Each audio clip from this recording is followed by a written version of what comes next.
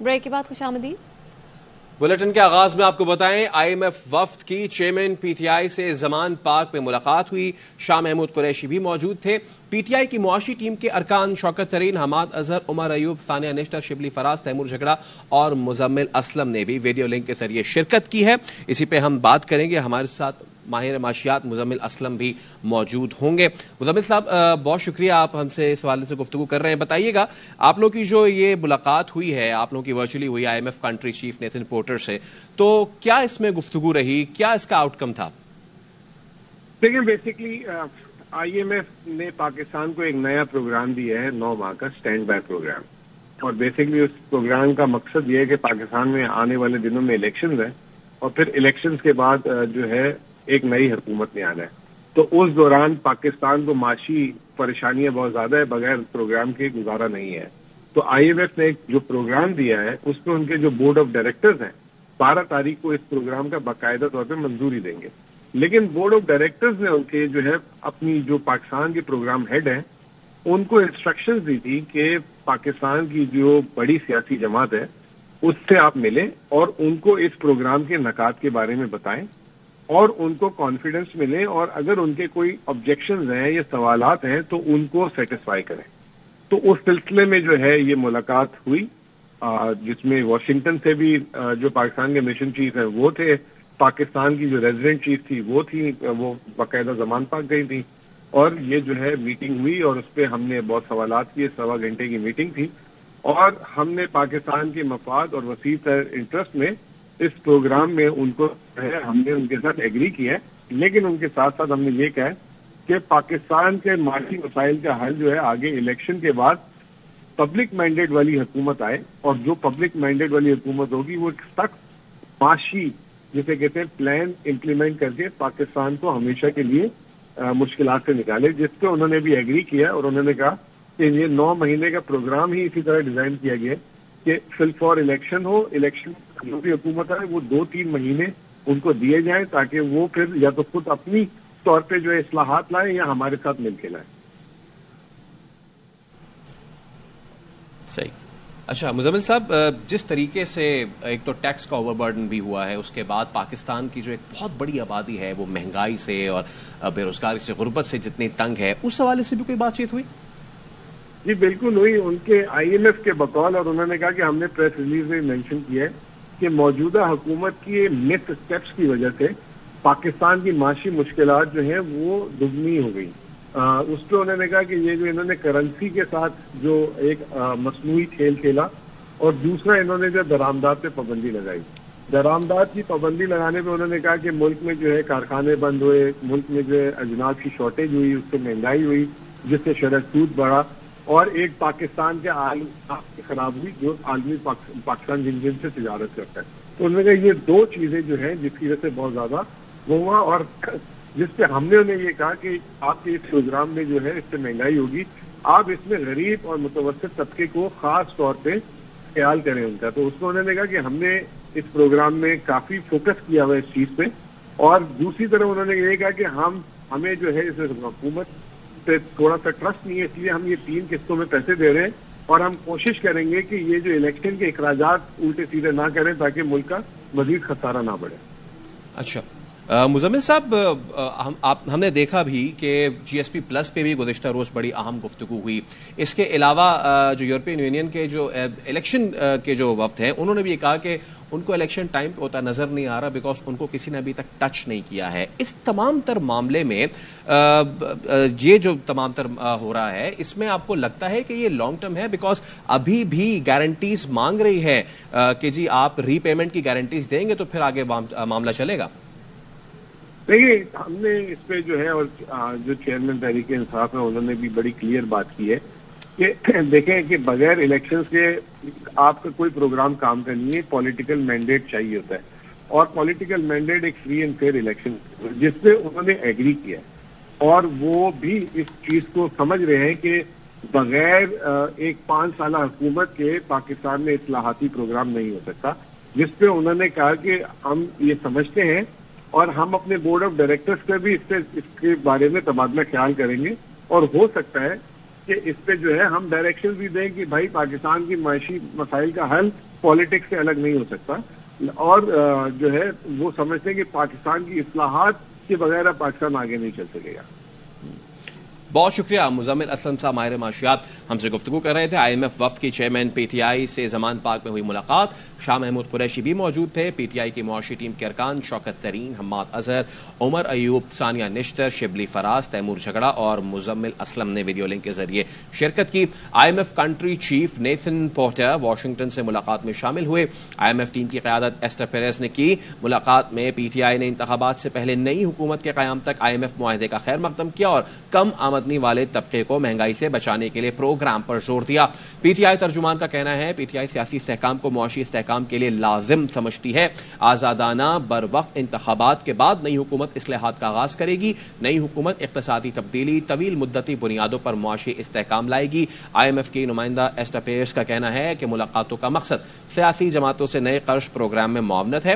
چاہتے ہیں پالیسیز میں تسلسل کے لیے تعاون کیا جائے۔ رابطوں کا اہم مقصد الیکشن کے بعد سیاسی حکومت کو ابھی سے پالیسیز سے آگاہ کرنا ہے۔ خبروں کے سلسلے کو آگے بڑھاتے ہیں۔ چیئرمین پی ٹی آئی سے کئی ملاقاتیں ہو چکی، الگ گروپ بنانے کی خبروں میں صداقت نہیں۔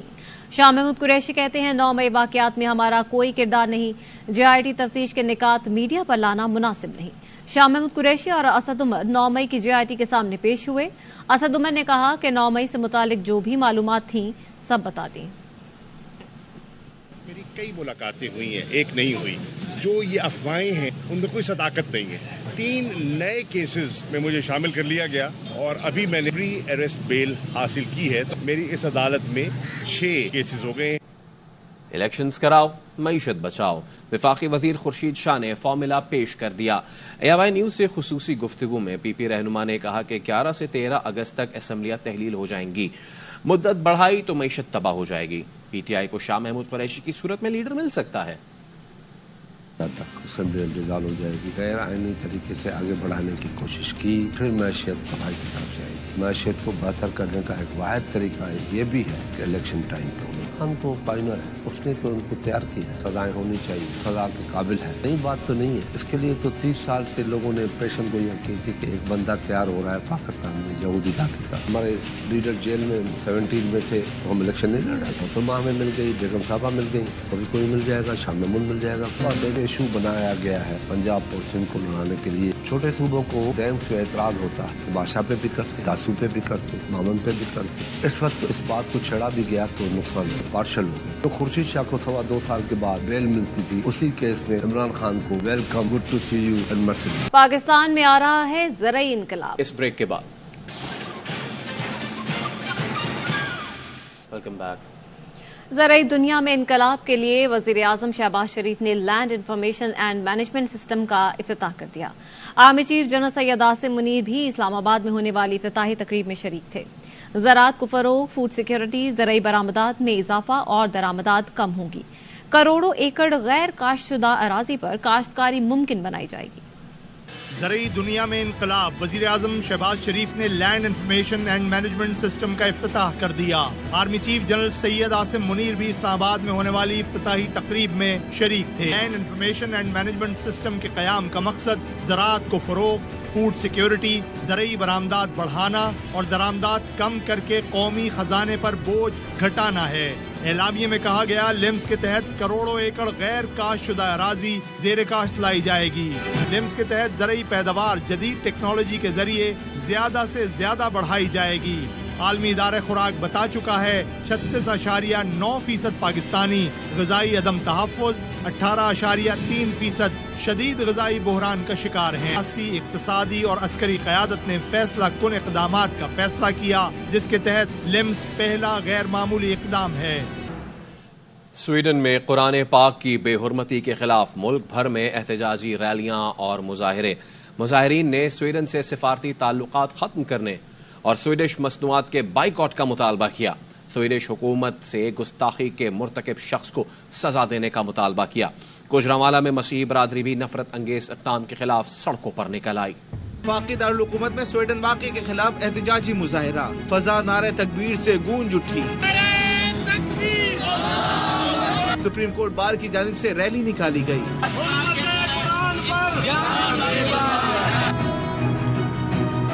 لاہور میں تاجروں کے مظاہرے میں کلام الہی کی تلاوت کی گئی۔ الحمدللہ رب العالمین الرحمن الرحیم۔ اسلام کے قرآنوں کو اب ہومیوپیتھک طرز عمل چھوڑنا ہوگا، یہ روز نہ جو وطیرہ ہے اس پر بند باندھنا ہوگا۔ کراچی میں مظاہرین نے سویڈن کے پرچم جلا ڈالے۔ حکومت ان سے مکمل طور پہ سفارتی تعلقات ختم کرے، سفارتی تعلقات ختم نہ کیے تو ہم اس حکومت کے خلاف بھی مظاہرہ کریں گے۔ ہم آج سے سویڈن کی جتنی بھی مصنوعات ہیں اس کا بائیکاٹ کرتے ہیں۔ پشاور میں مظاہرین نے سویڈش حکومت کے خلاف نعرے لگائے۔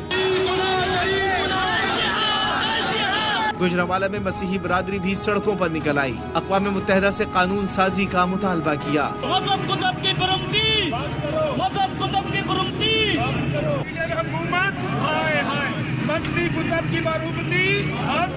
قوانین بنائے جائیں تاکہ کسی کو یہ ضرورت نہ ہو، ہمت نہ ہو۔ فیصل آباد اور چیچاوتی میں وکیلوں نے قرآن پاک سے عقیدت کا اظہار کیا۔ ملتان، سکھر، دادو، شکارپور، پیر محل سمیت دوسرے چھوٹے بڑے شہروں میں بھی ریلیاں نکالی گئیں۔ سویڈش حکومت قرآن پاک کی بے حرمتی کو غیر قانونی قرار دینے پر غور کرنے لگی۔ سویڈش وزیر انصاف کا کہنا ہے کہ حکومت قرآن پاک کی بے حرمتی کے واقعے کے بعد پیدا ہونے والی صورتحال کا جائزہ لے رہی ہے۔ قرآن پاک سمیت دیگر مقدس کتابوں کی بے حرمتی غیر قانونی قرار دینے پر غور کیا جا رہا ہے۔ حالیہ واقعات سے سویڈن کی داخلی سلامتی کے لیے خطرات میں اضافہ ہوا ہے۔ اور جولائی میں ہے دسمبر۔ اس بریک کے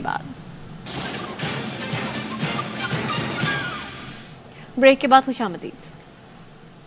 ملک کے شمالی علاقوں نے سفید چادر اوڑھ لی۔ بابوسر ٹاپ پر 4 سے 5 انچ تک برف باری۔ جولائی میں دسمبر جیسی سردی۔ ناران اور کاغان میں بھی برف باری اور بارش سے ٹھنڈ بڑھ گئی۔ چلاس میں برف باری سے شرح قراقرم کچھ مقامات پر بند ہو گئی۔ اسکردو کے علاقے دیوسائی ٹاپ میں گاڑی کھائی میں جا گری۔ حادثے میں 5 افراد جاں بحق اور 2 زخمی ہو گئے، جن کا تعلق ایک ہی خاندان سے بتایا گیا ہے۔ حادثے میں زخمی ایک شخص نے بتایا ایک گاڑی نے ان کی گاڑی کو ٹکر ماری، جس کے باعث گاڑی بے قابو ہو کر کھائی میں گری۔ مزید خبریں شامل کریں گے اس بریک کے بعد۔ ہمارے ساتھ رہیے۔ Welcome back. حارث رؤوف کا ولیمہ اسلام آباد میں جاری۔ بڑی تعداد میں سابق اور موجودہ کرکٹرز شریک ہیں۔ تقریب میں وزیر دفاع خواجہ آصف، اسپیکر قومی اسمبلی راجہ پرویز اشرف بھی موجود ہیں۔ کراچی میں موجود کھلاڑی خراب موسم کے باعث تقریب میں شرکت نہ کر سکے۔ پلیئرز نے ویڈیو پیغام کے ذریعے مبارکباد دی۔ بیوٹی سیلونز پر پابندی کیوں لگائی؟ افغان طالبان نے وضاحت کر دی ہے۔ افغان وزارت اخلاقیات کے ترجمان نے متنازع اقدام پر جواز پیش کرتے ہوئے بتایا کہ بیوٹی سیلون میں بناؤ، سنگھار، مصنوعی بال اور ایسا میک اپ استعمال کیا جاتا ہے جس سے وضو نہیں ہوتا۔ اس وجہ سے بیوٹی سیلونز پر پابندی لگائی گئی۔ یہ وضاحت بھی پیش کی گئی کہ افغان روایات کے مطابق دلہن کے میک اپ کے اخراجات دولہا کے خاندان کو برداشت کرنا پڑتے ہیں، جو معاشی طور پر ایک خاندان پر دباؤ ہوتا ہے۔ اور کراچی میں پولیس موبائل میں کوکنگ آئل کی گاڑیاں لوٹنے والا گینگ گرفتار۔ لوٹ مار میں انچارج CTD سول لائنز ملوث نکلا۔ انسپیکٹر ظفر اقبال کو گرفتار کر کے مقدمہ درج کر لیا گیا۔ واردات میں مفروض ملزم ارسلان اور دیگر CTD اہلکار بھی ملوث ہیں۔ پولیس موبائل میں مسلح افراد کو کوکنگ آئل کی گاڑیاں لوٹتے تھے۔ پولیس حکام نے بتایا کہ گزشتہ ماہ درجنوں وارداتیں رپورٹ ہوئیں۔ CTD اہلکار موبائل لگا کر کوکنگ آئل کی سزوکی چھینتے اور گودام تک خالی کرتے تھے۔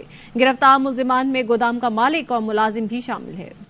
کراچی میں جناح ایئرپورٹ پر مسافروں کے ریسٹورنٹ کا معاملہ کھٹائی میں پڑ گیا۔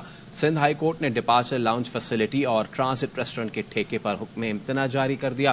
عدالت نے کہا درخواست کے فیصلے تک ٹھیکہ کسی کو نہ دیا جائے۔ عدالت نے وزارت ایویشن اور DG سول ایویشن اتھارٹی کو نوٹس جاری کرتے ہوئے آئندہ سماعت پر تفصیلات پیش کرنے کی ہدایت کر دی۔